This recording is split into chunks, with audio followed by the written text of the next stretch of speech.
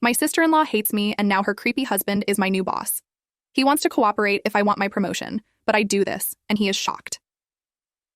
I, 28F, need some advice about a complicated family situation that's now spilling over into my work life. I've been married to my husband, Anthony, 29M, for 2 years now, but we've been together for 5 years total. Our story started at my friend Sarah's wedding, where I was a bridesmaid and Anthony was a groomsman. The wedding was a beautiful affair at a vineyard just outside the city. I remember feeling a mix of happiness for Sarah and a twinge of envy. I was perpetually single at the time. Little did I know that was about to change. During the reception, I found myself seated next to Anthony at the wedding party table. He had this charming, slightly crooked smile that immediately put me at ease. We started chatting, and I was surprised to find out we had so much in common. We both loved obscure 80s movies. We spent a good hour quoting lines from The Princess Bride and Buckaroo Banzai. We also shared a terrible weakness for puns. By the time he dropped a truly awful grape pun, we were at a vineyard after all, I was literally crying with laughter. As the night went on, we kept finding reasons to talk to each other. When the DJ started playing slow songs, Anthony asked me to dance. I remember how my heart fluttered when he put his hand on my waist. We swayed to the music, talking and laughing, completely oblivious to everyone around us. When the wedding ended, we exchanged numbers, both of us promising to call soon. Our first date was a comedy of errors that somehow turned out perfect. Anthony, trying to impress me, took me to this fancy French restaurant. Neither of us spoke a word of French, so ordering was an adventure. I ended up with some kind of fish dish where the fish's head was still intact, its glassy eye staring accusingly at me. Anthony's plate was even worse, a heap of snails and some kind of green sauce. We took one look at our plates, then at each other, and burst out laughing. The waiter looked scandalized, but we couldn't stop giggling. Finally, Anthony leaned in and whispered, "Want to get out of here and grab a burger?" I nodded enthusiastically, and we made our escape, leaving behind 2 barely touched plates of pretentious food. We ended up at a tiny hole-in-the-wall burger joint. The burgers were greasy, the fries were crispy, and the conversation was fantastic. We talked for hours about everything and nothing, our families, our jobs, our dreams.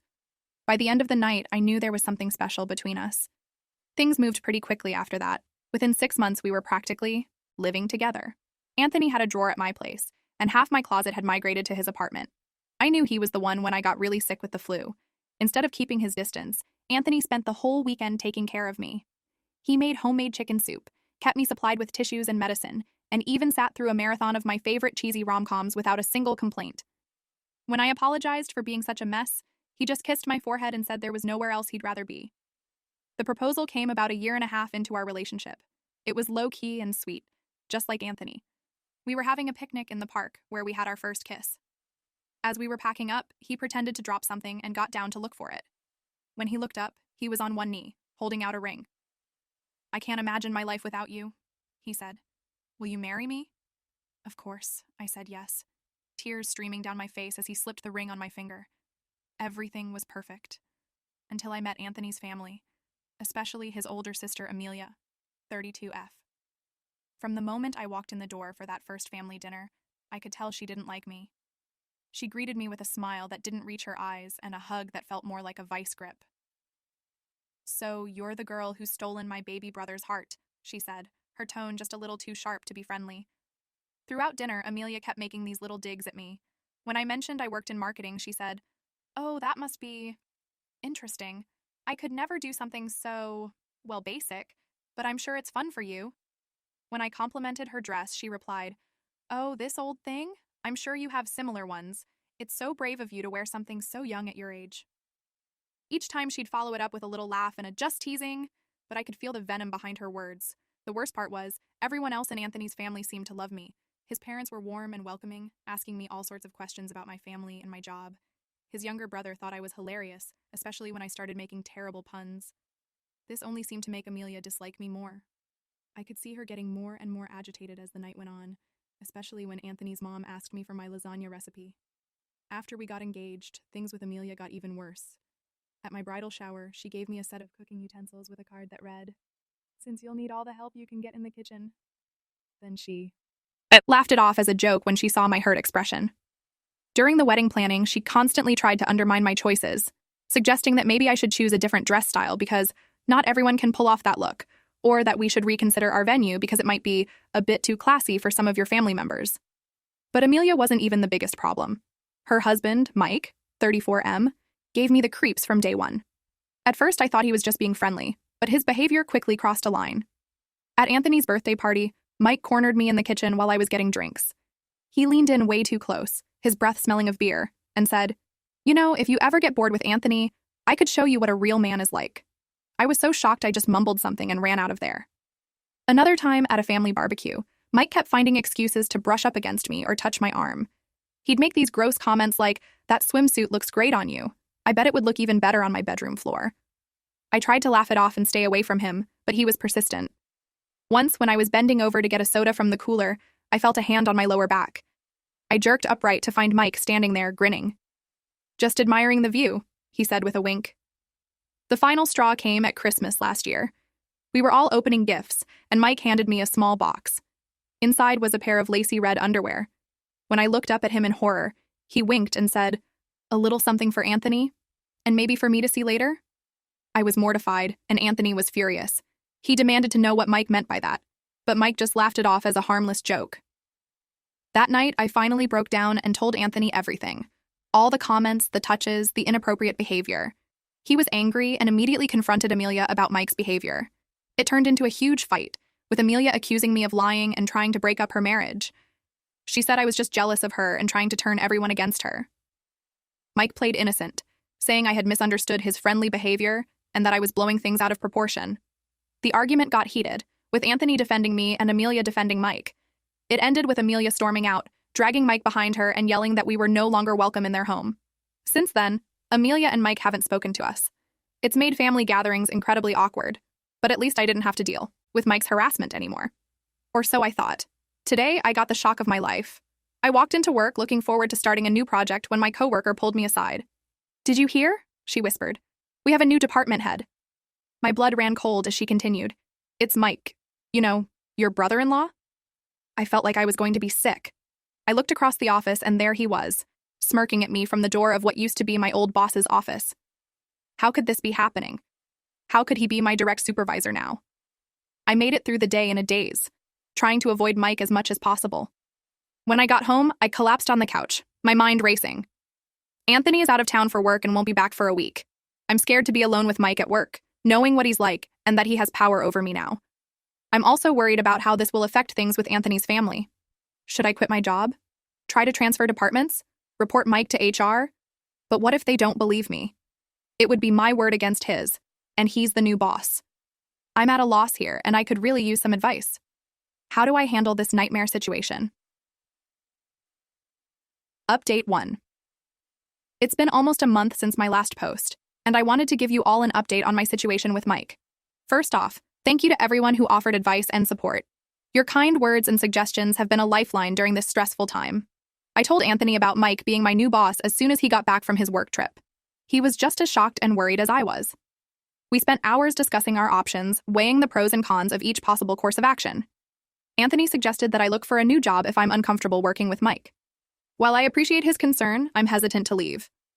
The salary is good, and I've worked hard to get where I am in this company. It doesn't feel fair that I should have to leave because of Mike's inappropriate behavior. For the first few weeks, things at work were tense but manageable. Mike mostly kept our interactions professional, focusing on work-related matters. We had a few team meetings where he outlined his vision for the department. And I have to admit, some of his ideas were actually pretty good. I started to hope that maybe he had finally gotten the message and would leave me alone. But of course, that was too good to be true. Last week, Mike asked me to stay late for a one-on-one meeting about an upcoming project. The office was nearly empty by the time we started, which already made me uncomfortable.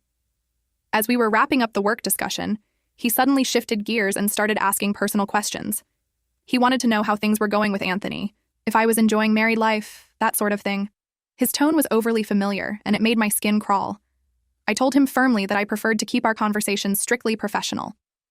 Mike's face darkened, and he abruptly ended the meeting.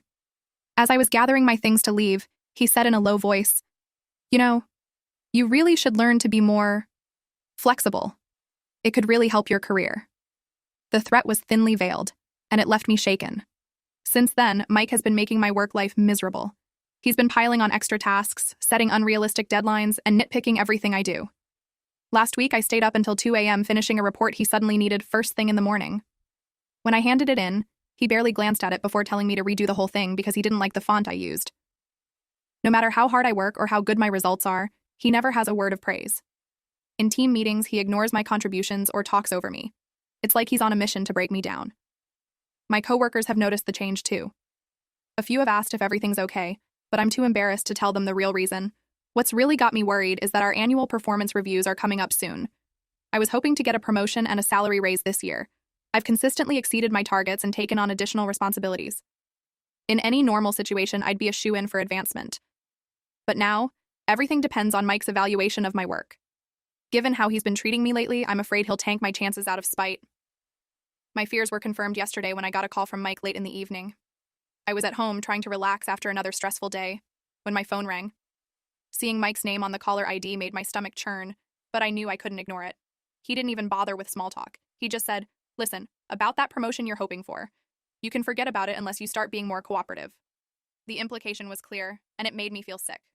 When I didn't immediately respond, he continued, I could be a very valuable ally if you just play nice. Think about it."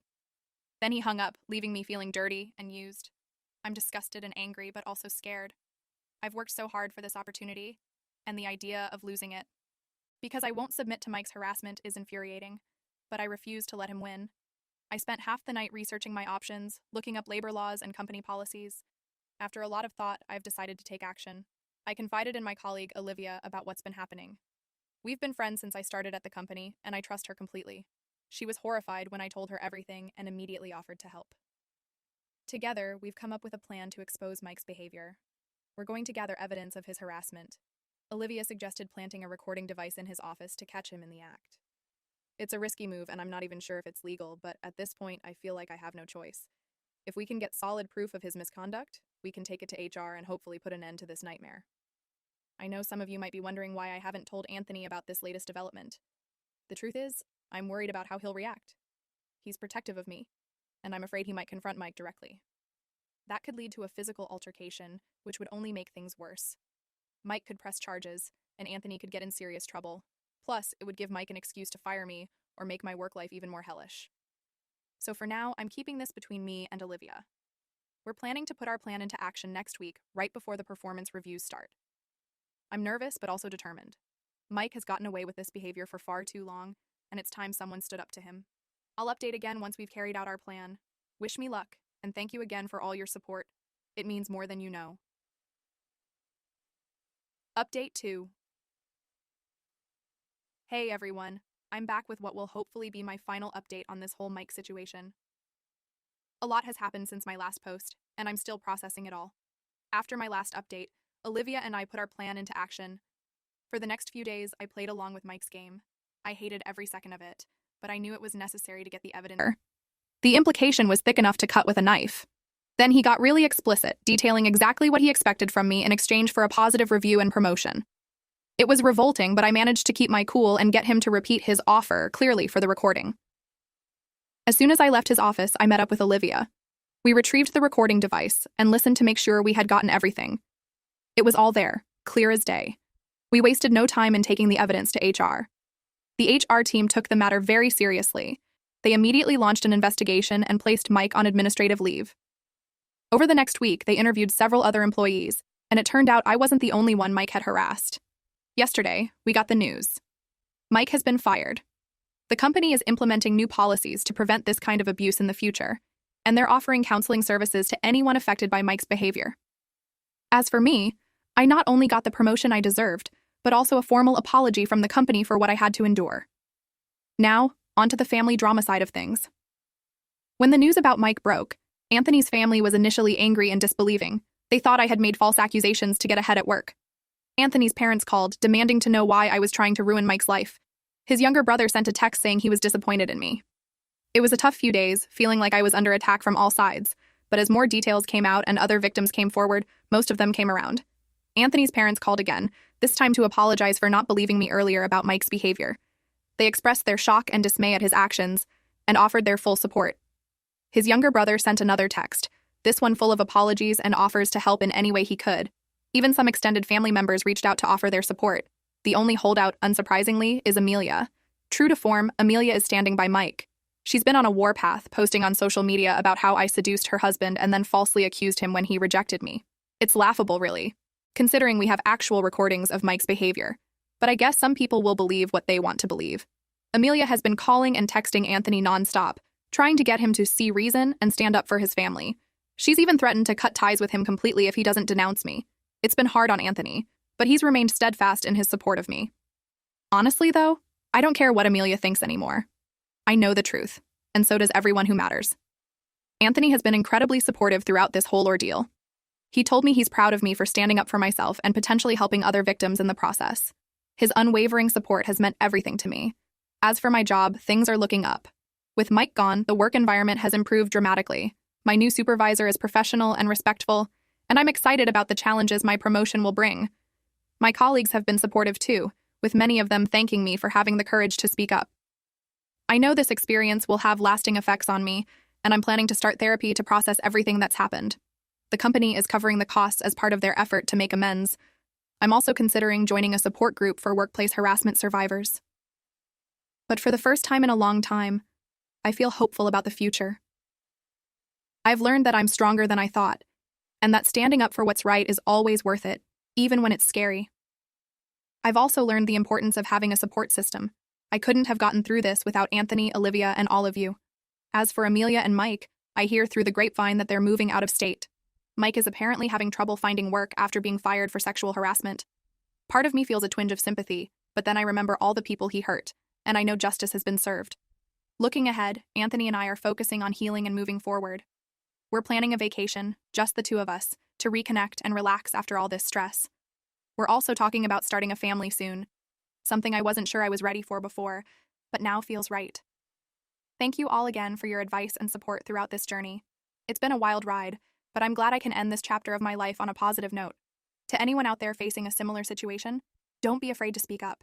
You're stronger than you know, and there are people who will support you.